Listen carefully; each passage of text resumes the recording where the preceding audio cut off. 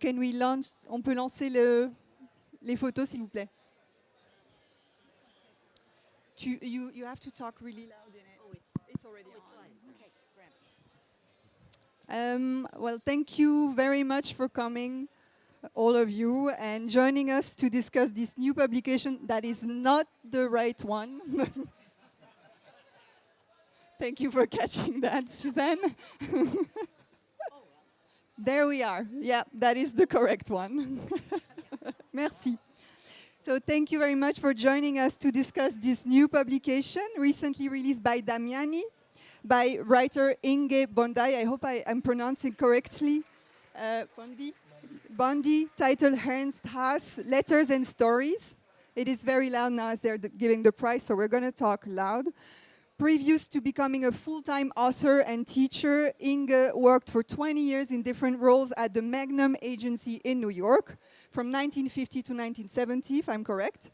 That's where she met and developed a close friendship with photographer AlexHaas, one of the earliest members of Magnum.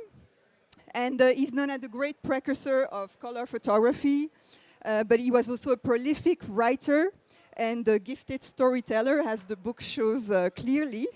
So the book retraces the rich and complex life of the photographer from the early days to his never published before letters, which are interspersed with her own writings, bouts of his poetry, photographs, and notes from his friends, collaborators, and lovers. Inge Bondi couldn't join us for the talk. Unfortunately, she's in New York. She was not able to travel. But with us to discuss the book, we have photographer and producer of the book, Suzanne Meiselas, and AlexHaas' son, AlexHaas. Thank you very much for joining.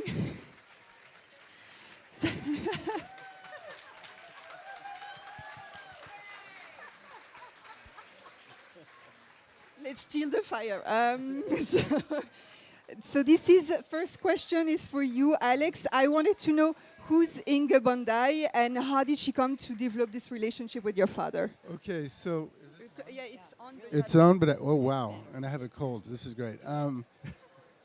So Inge Bondi, like you said, was early staff at Magnum in New York, and when Ernst arrived in New York in 1951, he met her there, and they got along immediately. She became a very close friend of his, and they went through a lot.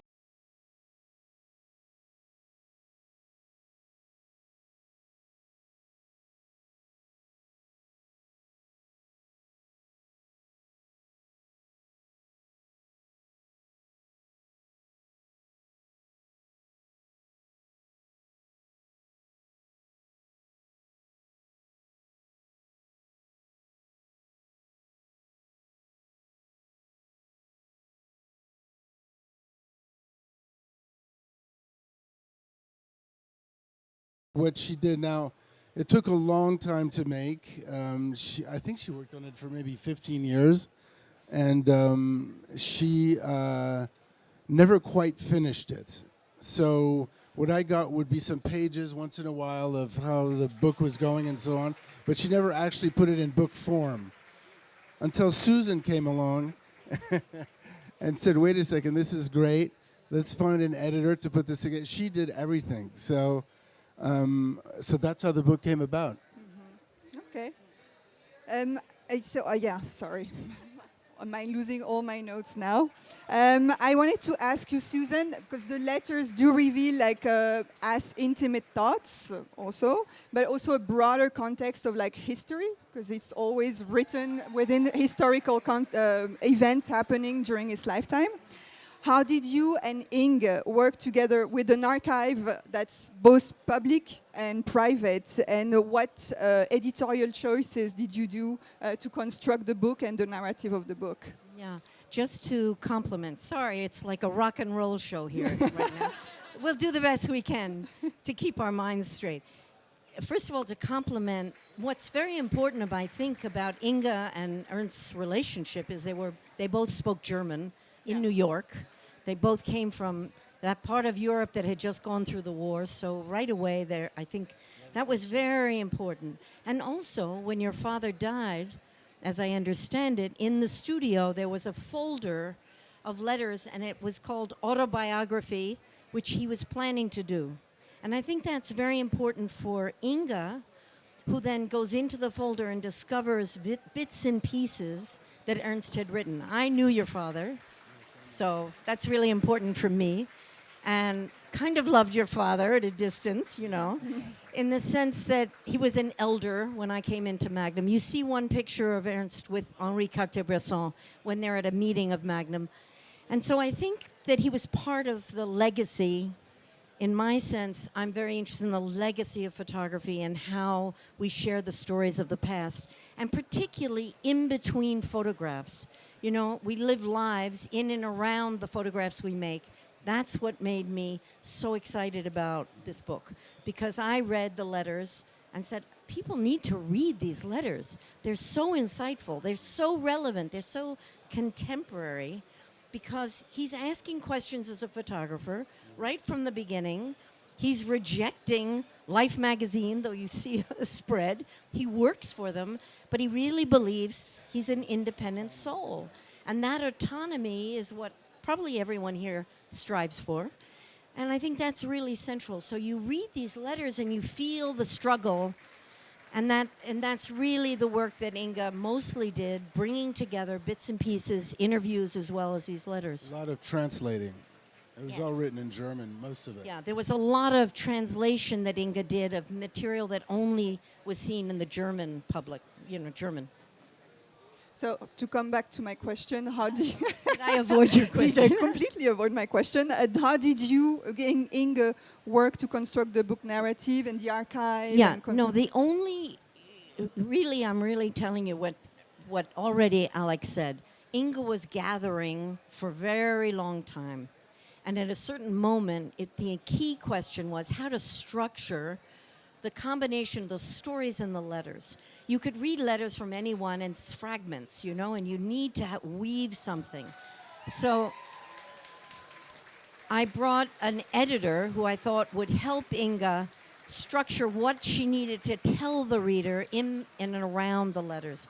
My role was completely in that framework. Of course, when I read the letters, I thought some were stronger and more relevant and contemporary, but mostly this is enormous work with Inga and also Rick Spost, who also worked, a Dutch historian, who worked very closely with Inga, gathering additional material. There's a lot of research to gather the bits and pieces together. Yeah.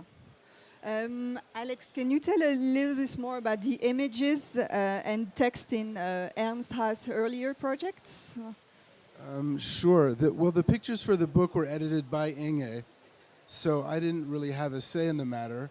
But I think they illustrate, I mean, she starts with the war years in Vienna and the homecoming prisoners of war story, which was the story that made him famous. And so she's in that time frame, and she illustrates it by photographs of Vienna right after the war. I don't know if they're... What they go by. The black and white ones are the ones I'm talking about. So there's that, and then there's also a part where he starts going into abstractions, which is something that he really was keen to, and that Inge illustrated as well throughout the book. Yeah. So how did he change from black and white to color? Can you tell us a little more?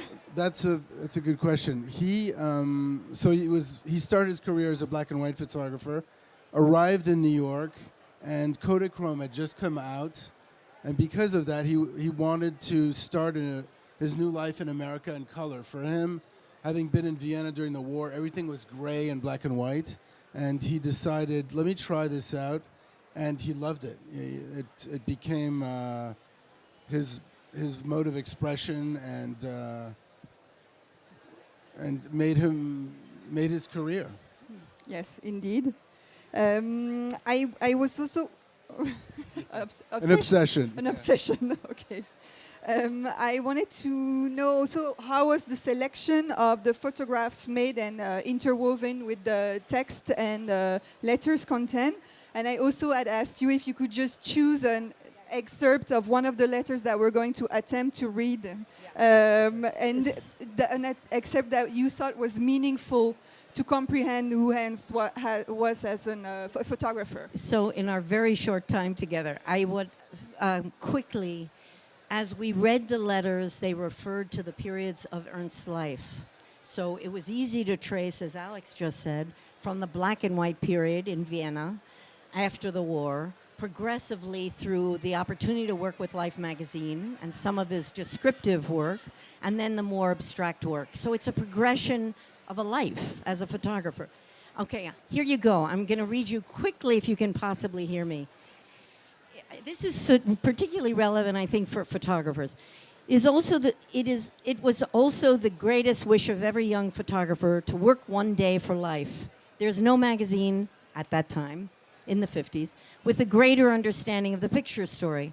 I have now the difficult choice between my greatest wish and the realization of my oldest dream. So think about that.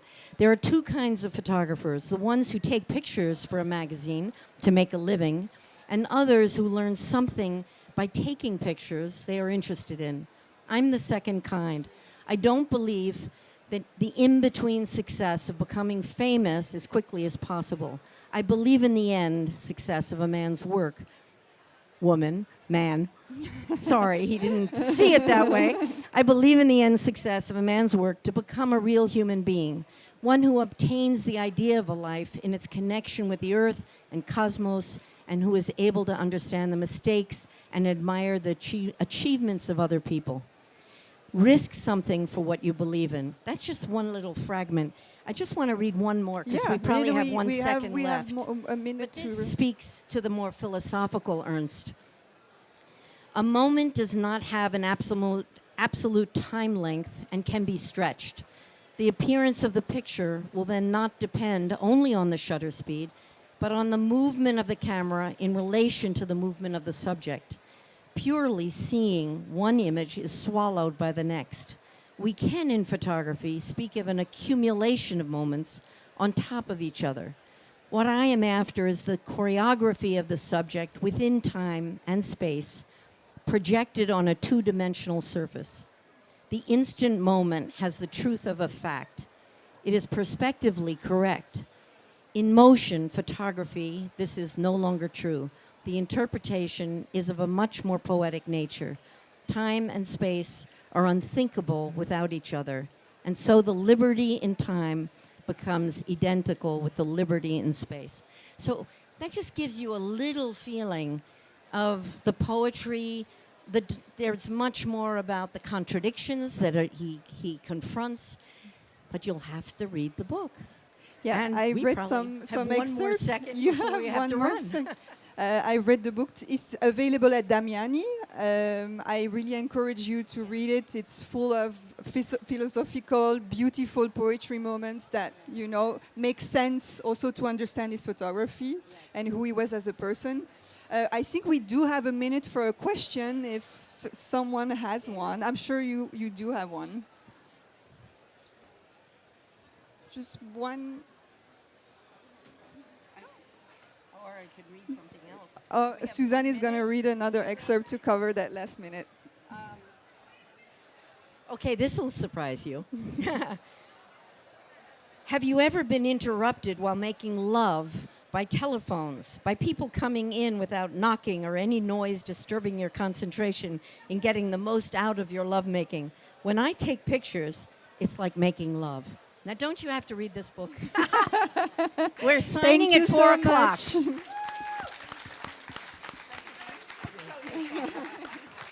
definitely made